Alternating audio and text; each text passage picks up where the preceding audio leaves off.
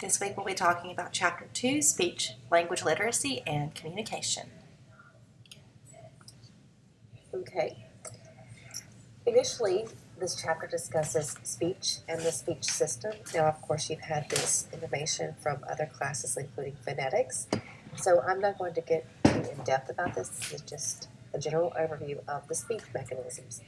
But when we're considering communication assessment or overall language assessments, we're looking at the speech system, the language including literacy system, and the communication system. Speech.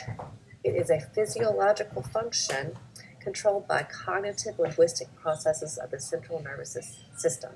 So that cognitive linguistic, the language is influencing the cognitive progress. If the language is impaired, there might be an effect to the speech system. But the speech in general is talking about the physiological functions of the speech, what we do to produce speech, including the speech coordination systems of respiration, phonation, articulation, and resonation. Respiration, of course, is the breath support system that you use to produce speech. You have to have adequate breath, or breath in general, to produce any speech sounds. Phonation would be the movement of the vocal folds to make a phonatory sound.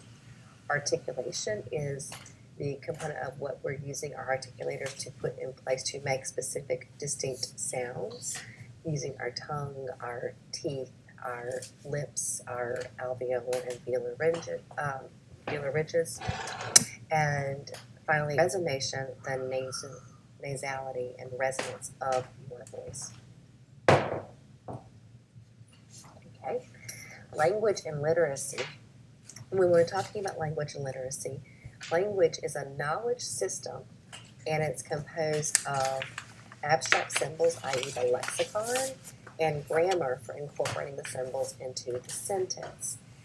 This also includes the pragmatic competence for using language functionally and appropriately. So you have several components going into that knowledge system: the lexicon, your general vocabulary, your grammar, and the pragmatic functions. These can be applied to three major categories: conversation, narration, and exposition. We'll talk a little bit about that more later. But I want you to really look at the ASHA definition on page 25 of language. And again, we're referring to language and literacy throughout the whole thing because they cannot be separated. When they get to school, they are expected to become readers, and reading is a function of language. If your language system is not intact, your literacy system will not be intact, and therefore there will be literacy deficits. So let's look at the ASHA definition of language. It's a complex and dynamic system of conventional symbols that's used in various modes for thought and communication. So your mode can be oral communication, it can be written communication. Contemporary views of human language hold that language evolves within specific historical, social, and cultural contexts. So therefore, your cultural and historical background is going to influence your language. That will be discussed a little later in the chapter. Language, as rule-governed behavior, is described by at least 5 parameters: phonologic, morphologic, syntactic, semantic, and pragmatic. We're going to discuss each one of these parameters in depth. This is the traditional view of language and its functions. Language learning and use are determined by the interaction of biological, cognitive, physiosocial, and environmental factors. So language is not one function of just your biology, it's not one function of your environment. It is a combination of all that influences your language competency and ability. Effective use of language for communication requires a broad understanding of human interaction, including such associated factors as nonverbal cues, motivation, and sociocultural roles. So that is where your pragmatics comes in, and those individuals who might have completely intact language systems but have a pragmatic or nonverbal communication deficit. But it's important to note, language and literacy are not separate entities. They operate together. Okay? It's not separate. However, they're not synonymous. Language and literacy do not mean the same thing. Literacy is a form of language. So it's another component where we have an oral form of language, when we're speaking and when we're learning to speak from birth through adolescence, even into adulthood. versus the literacy does not happen until the child reaches that literacy stage in the later preschool, of course, early elementary years. Okay. The achievement of literacy presumes higher level competence with complex forms and abstract constructs.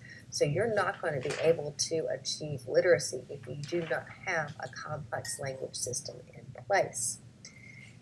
Yee and Niney recommended to refer to literacy as literacies, more than one, not just one, because literacy is, he's defined as a mastery of or fluid control over a secondary discourse, and discourse is your conversational ability. We'll discuss that a little later on in the chapter as well. There are two forms of social interactions that Cummins defined. The basic interpersonal communication skills, which would be your conversational communication skills, BICS for short. And then there's the cognitive academic language proficiency, or CALP. This is the proficiency that you need to be successful in educational settings. This is when it talks about your academic vocabulary, your educational vocabulary. These are higher level forms of reading and writing and literate forms of spoken discourse. Now, the important thing to note here is that someone can be very proficient in their BICS, their interpersonal communication skills, but have a deficit in cognitive academic language proficiency, their CALP.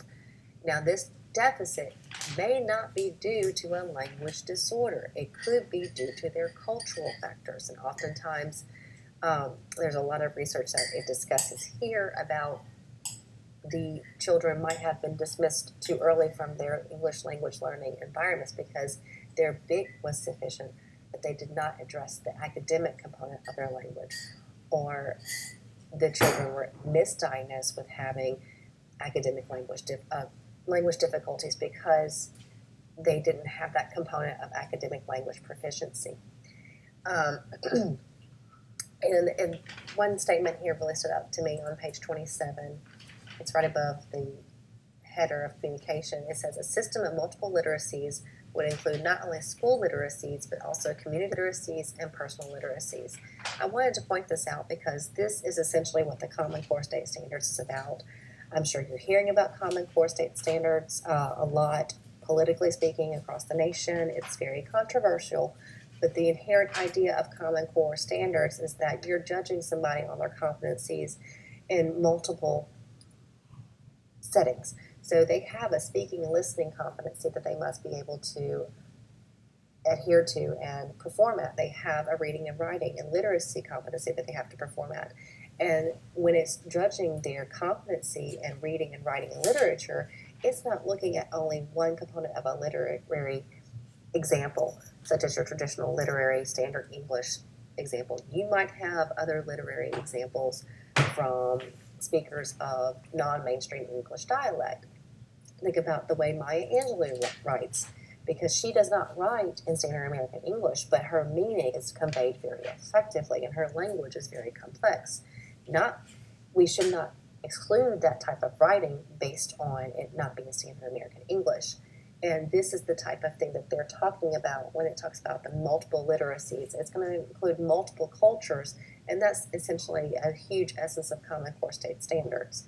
So I wanted to point that out because if you're going to be in schools in the next 2 years, 1 year, 2 year, whenever you're going out into the world of speech language pathologists, we are adhering to Common Core State Standards in the schools, and our children will be taking the test on Common Core State Standards in the next year to 2 years. So that's something to keep in mind, and we'll probably touch on that a little bit further throughout the semester. Okay. Moving on to communication, it comprises of at least 4 components: the sender, receiver, medium, and message. Now, this is talking about the theory of communication and how we are learning communication and acquiring it. A sender, a sender has an active role in formulating ideas into a message, and that message must go through a medium to the receiver. The tube theory of communication was an old theory of communication that basically considered it was just the sender and the receiver, and there was no influence in between on the message. It was not as interactive a process as the newer models of communication. The co-construction models of communication include different maxims of communication models, and you have communication circles. Where this comes into play is that the old tube theory disregarded what the cultural factors of influencing their message, their vocabulary, their lexicon knowledge. The co-construction models were incorporating those other things, and this is where the autism spectrum disorders children would have difficulty, is that if they don't understand those outside influences, such as the nonverbal communication. So Grissom discusses implicature or presupposition maxims, and he has a maxim of quantity. You have no more or no less information than is needed by your partner. The maxim of quality, be truthful and say only what you have reason to believe to be true. Maxim of relation, say only things that are relevant to the topic at hand. And maxim of manner, be organized and avoid vagueness, wordiness, and ambiguity. As we talk about these maxims, we can, and if we've had any experience working with autism spectrum disorder students, which I know many of you have, you can see where those might inhibit, the students with those disabilities might be inhibited by some of those maxims. They might not understand that because we're talking about the topic of helicopters, that's the only topic we're talking about, and we're not going to move on to a topic about castles because that's what that child wants to talk about. So it's very important that turn taking and topic maintenance fall under those categories of these maxims. Communication can occur without language, as when shared understanding is achieved through nonverbal gestures and facial expressions. But it does require social sensitivity to the initiations, needs, and responsiveness of communication partners. So the partners have to be responding to each other, but we know that there are nonverbal factors of communication, that communication is occurring without language necessarily in place.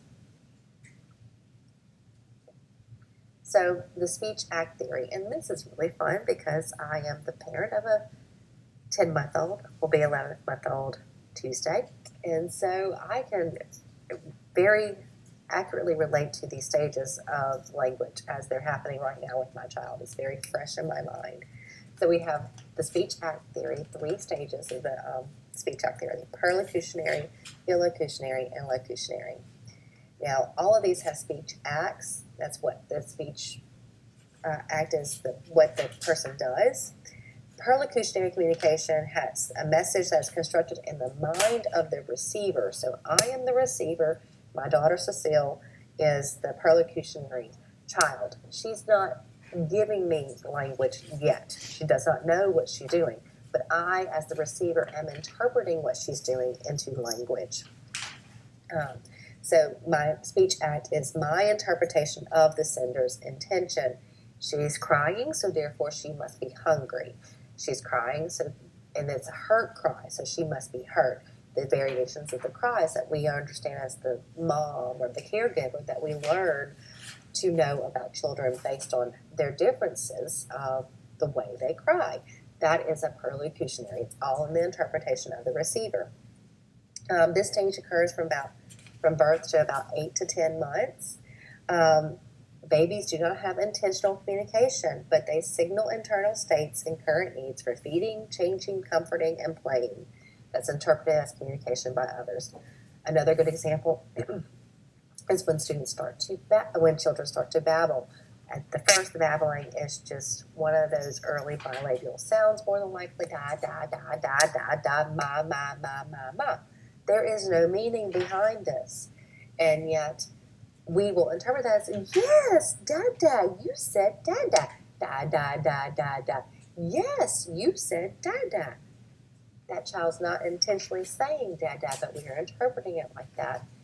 Our discussion this past week hit on this topic about why parents may not always be accurate and reliable informants.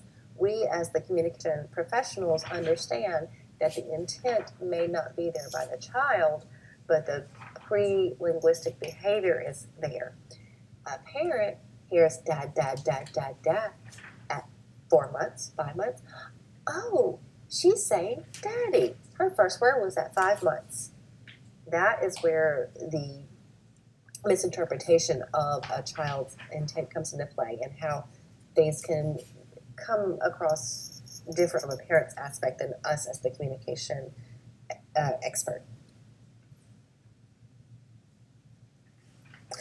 Another thing to note here is that awareness of barriers can help lower them. If a child is born hearing impaired and we know initially that they're hearing impaired, then the communicator is more aware of that barrier and can communicate in other ways besides the traditional oral communication. Or a child who is visually impaired, we know they're more dependent on the hearing, so therefore we communicate more through that hearing. So the sooner the awareness of a communication barrier is in place, the more effective we'll be in treatment.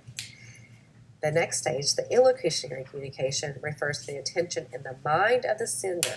So now that baby, Cecile, she has an intent to communicate something. It's the sender's, the speech act, the illocutionary speech act is the sender's communicative intent for how the message should function. So when Cecile says, Dada, she is talking to daddy. She's calling to Dada. But she also might say Dada or da, da, da, da, and wave her hand. This could be her way of saying bye-bye, or that's how we were interpreting it, because she did not have the B phoneme yet. Now that was a month ago. In the last month, she's developed the B phoneme, and now it's a very clear ba, ba, ba, ba, versus da, da, da, da. The very subtle vowel variation indicates a change in meaning and intent. So we can tell the different words that she has and is meaning to say. She might also do ba for bottle, or other babbling early word learnings. So the baby signals true communication intent by looking between a communication partner and desired object and gesturing communicatively. I already mentioned the waving bye-bye, and actually her waving is backwards. So instead of waving with your fingers facing towards the person you're waving by, she faces her hands inwards and waves her hand in. It looks like want, but she does it consistently every time for waving bye-bye. So that's a very early gestural communication. Her other big thing that she's doing now is pointing. She points to everything. We were changing on the bed today, and we were on the floor. Her passy was on the table. She saw her passy. She reached with her finger and pointed directly out of it, and she said, ah, ah, ah, ah. She wanted the passy. She didn't say pa for passy, because she doesn't babble that much with the phoneme yet, but it's there. The intent is there. So there's that gestural communication, and also that babbling, pre-linguistic, verbal communication. This indicates that social cognition is emerging, and if the child is not doing that, we know that can be a sign for autism spectrum disorders. And I will forewarn you, as an SLP and a practitioner of someone who treats children with developmental disorders, it is a huge hazard of our profession that we are looking and watching for every developmental milestone, checking it off the list. So I will encourage you, to any of you that are mothers or maybe mothers one day, don't do that too much to yourself, because you will drive yourself insane if you're checking every single time for whether they hit that milestone. Be mindful, watch, but don't obsess over it. That's just my little side parenting note, because I found with my first, if I was obsessing, I was so focused on being the SLP that I wasn't able to be mom and enjoy that moment. So that's a little side note. It's a professional hazard. You'll find yourself diagnosing all the time. Okay, moving on to locutionary communication. This is the formulation of communicative measures using actual words. So Cecile is moving into the stage. We do have some actual words, but not very many. It's the sender's linguistically encoded message. That's the actual utterance. This locutionary and illocutionary stage, they intertwine, they cross-mingle. Illocutionary can be from 10 to 18 months, and locutionary 12 to 36 months. That's why a lot of times in preschools, and you'll see it on the Baby Einstein DVDs or whatever, they're incorporating the gestures the sign language with the verbal communication, because we know that those children can start signing early when they don't have the linguistic system yet to start audibly communicating, but they understand the meaning and intent behind it.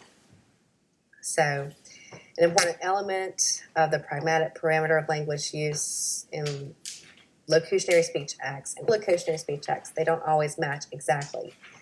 So you can have a mixed match between a locutionary and illocutionary stage. It's also important to note that the locutionary and illocutionary can vary across social cultural boundaries. Eye contact is an example of one that might be appropriate in one culture but in another culture. Again, this emerges around 12 months when they learn and to produce real words, and it's in full force when a child can use words effectively to communicate his or her intentions during the second or third year of life. It becomes refined into mature communication as children learn to soften intentions with polite locutionary acts. So my child, Kennedy, the 5-year-old, is well beyond the locutionary stage, is well established, and she's moving into the meta-linguistic stage of learning. Okay? In addition to the speech, the acts of speech, we have nonverbal communication. Nonverbal, without words, spoken or written.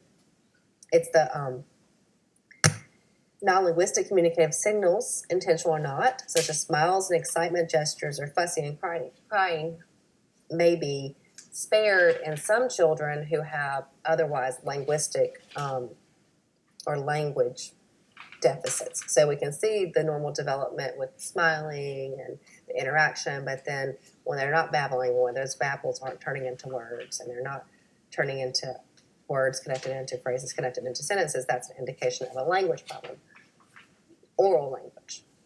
There is also the nonverbal communication problems that can exist whenever you do not have a system to recognize nonverbal communication. That would be called a nonverbal learning disability.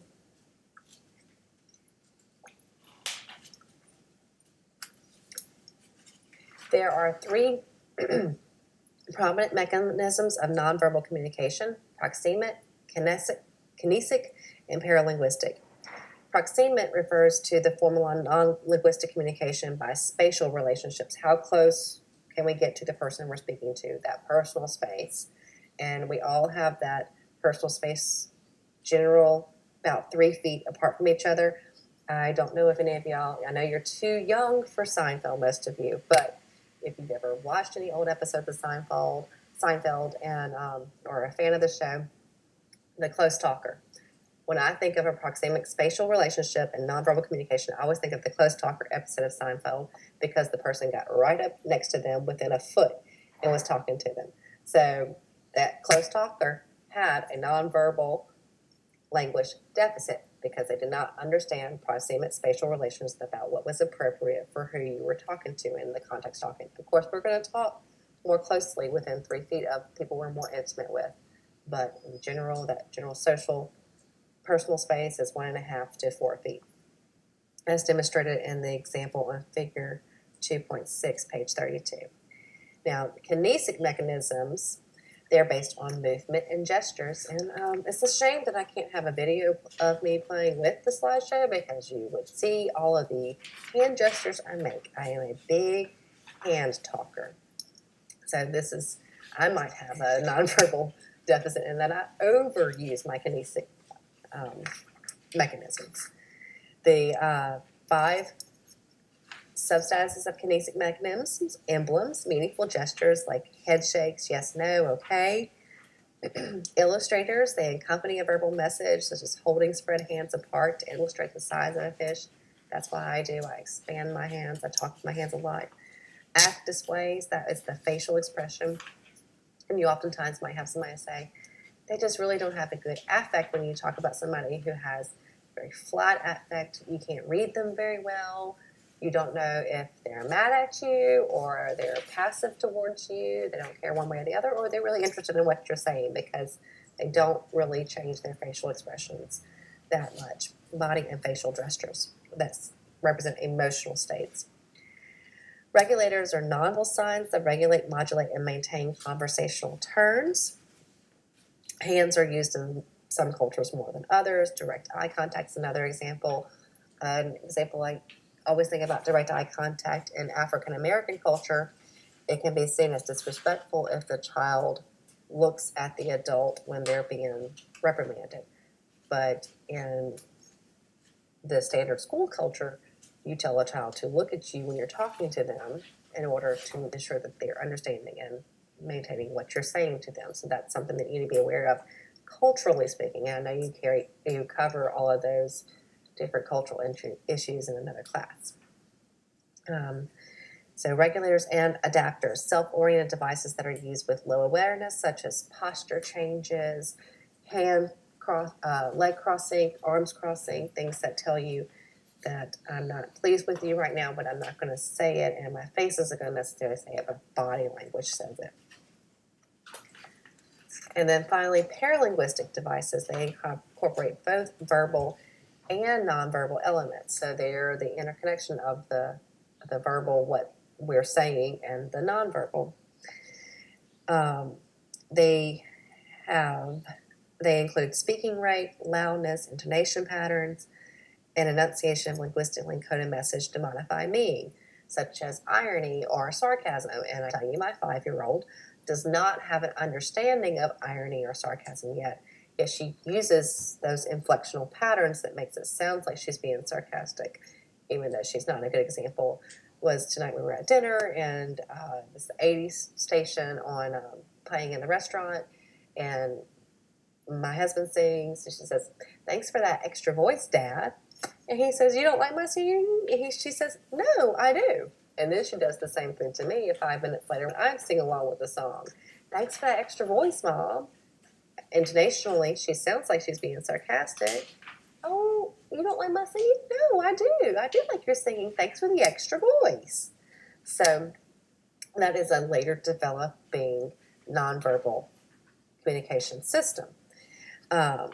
So they are suprasegmental components of speech production, contrasting with phonemes, which are considered segments. So those intonational prosody change patterns, and we know that autistic children have difficulties with prosody, and therefore they have that difficulty of recognizing irony and sarcasm.